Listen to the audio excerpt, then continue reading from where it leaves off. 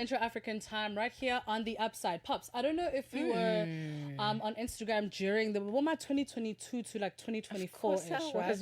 Where else could I have been? We went outside. We were all on the ground. The food side of Instagram, Yeah. where the rise of seafood boils came up, mozzarella sticks came up, and a lot of restaurants tend to follow these particular trends because people are always looking for them, right? Sure. So we're having a conversation about that, how these viral food trends are transforming the way we experience our restaurants. Joining us is a chef, Rubia Zabion, to talk a little bit more about this. Chef Rubia, thank you so much for joining us today. So let's talk about these trends. I feel like COVID was really the time to catapult some of the food trends onto our social media, but how have they changed how we experience restaurants? Okay, once again, thank you so much for having me on the show, Poppy and Taco. I hope I pronounced the name right. Perfection.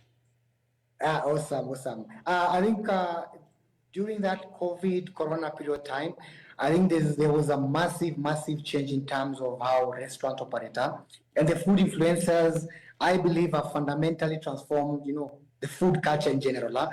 So the industry had to shift towards more of, working on your visuals, working on your, moving from the normal way of running a restaurant into the new modern way of doing a restaurant. Yeah. So it basically what it means, it's they had to move away from just offering the palette of good food flavors and aromas to now focusing more on the aesthetic parts of the food as well. So it wasn't only about eating good food.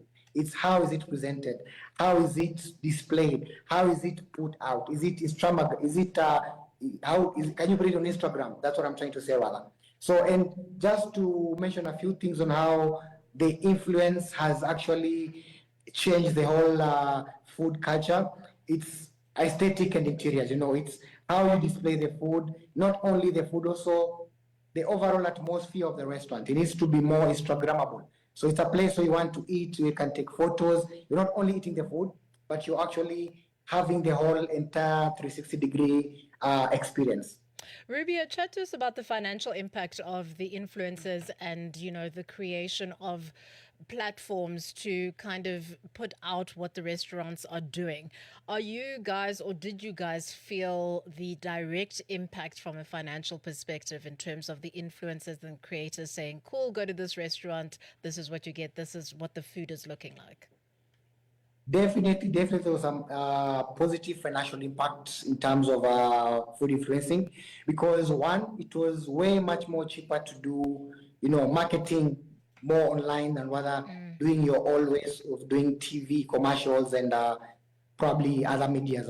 So it was quite more affordable in terms of economics side of it, and also it created also jobs to the influencers. There was something that they could also do and earn money from it. So in terms of economics of scale, it was way much more easier and cheaper to have influencers, because that's the modern way of marketing, rather than just going to your old way of using like TV example for doing your advertisement. Does it work though? Do you guys see the ROI of that? Because I think, it's one thing to see the likes, the follows, the comments, but when people walk into restaurants, I mean, I'm one of those rashes that when I go into a restaurant, I'm like, what is the most ordered thing here? Because I want to understand kind of the flavor palette of the restaurant, right? So are you seeing it? Do people go back to order that particular plate that you're trying to push through the influencer? To some extent, yes, it does.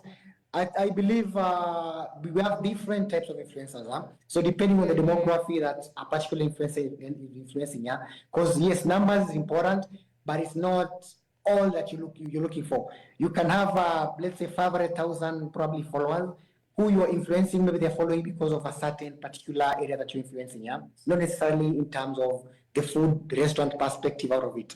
And you can have someone probably with 50K who will be more impactful to your business than the other one who has more than 250K. So it depends on what content and what influence that particular influencer is probably focusing more on, and what type of followers, why are they following that particular person in terms of content. And yes, once you have the right influencer, definitely it will reflect the return on investment, actually, because if let's say you're paying this particular influencer to influence and market on behalf of the company, definitely once you're doing your promos, once you're pushing a particular, probably if you're launching a new menu, automatically you get traffic in terms of them trying the new menu and trying the new experience by the end of the day. So it does, depending on what type of influencing you're doing. Let's talk about how you guys collaborate maybe with the more experienced influencers in terms of the food industry. Are you guys, or have you seen instances where the restaurants have been open to new sort of suggestions when it comes to the actual menu that you're presenting? So if an influencer or someone in the space who's not necessarily a qualified chef says, no, maybe add a bit of this, or tweak that, were you guys open to that kind of collaboration? How did it actually work? Yeah, in terms of aesthetics, definitely, if you're a chef with an open mind, definitely maybe like hear and keep an open mind to get the feedback and see how you can improve. But in terms of changing the actual dish, I don't think that's something that you're really keen on, because every dish has a reason why it's there, and there's, besides presenting the overall dish, there's some logistics to consider by the end of the day. There's the costing aspect of it, the use of ingredients, the balance, flavors, and also probably the concept that that particular restaurant is running. So in terms of changing the holistic dish, definitely not something to consider. But in terms of maybe how you present it, on which maybe this, if you use a good example, if you use maybe round world plates is a modern thing, then I'll definitely, as a chef, move that particular direction, because whatever the influencing and the crowd is looking forward for that particular experience. So definitely that's something you can keep in mind, an open mind to try out. But as an influencer, am I compelled to give you a good review? Like, let's say the experience wasn't great, the food wasn't great, the drinks weren't great, they were probably watered down. What happens then? Because as much as, yes, I'm getting paid to do a particular thing, but if people come into the same restaurant that I'm influencing at, and the review is not matching the video that has been put out, then it kind of discredits what we do as well on our platform. True. So what happens then?